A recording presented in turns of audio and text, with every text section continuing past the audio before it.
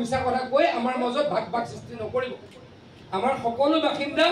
এই কাৰ্বি আংলং অটোনমাস কাউন্সিলৰ সকলো বাসিন্দা একেই যিখিনি অতীতৰ পৰা আছে তাৰ মাজত ভাগ ভাগ কৰি কিবা লাভ আছে নেকি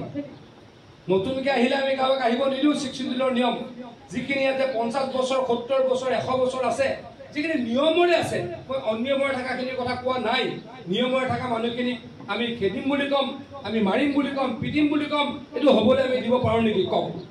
সেইটোতো ক'ব নোৱাৰি যে কথা কৈ পৰিছে তেওঁলোকক ক'ব লাগিব যে আপোনালোকৰ চৰকাৰ থাকোঁতে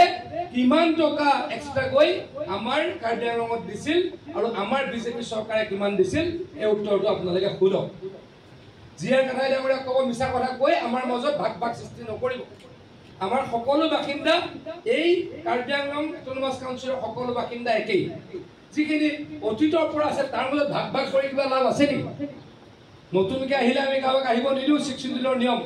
যিখিনি ইয়াতে 50 বছৰ 70 বছৰ 100 বছৰ আছে যিখিনি নিয়মৰে আছে মই অনিয়মৰে থকাখিনিৰ কথা কোৱা নাই নিয়মৰে থকা মানুহখিনিক আমি খেদিম বুলি কম আমি মাৰিম বুলি কম পিটিম বুলি কম এইটো হ'বলৈ আমি দিব পাৰোঁ নেকি কওক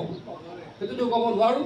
গতিকে এনেকুৱা কথা কোৱা মানুহবিলাকক এইবিলাক উত্তৰ দিব লাগিব যে ৱাটাৰ ৰিচোৰ্চে এক্সট্ৰা টকা দিয়ে PWD এক্সট্ৰা টকা দিয়ে অন্য ডিপাৰ্টমেণ্টে এক্সট্ৰা টকা দিয়ে আমি কাৰ্বি আংলঙক আৰু উন্নতি কৰিবলৈ এই কাম কৰিমেই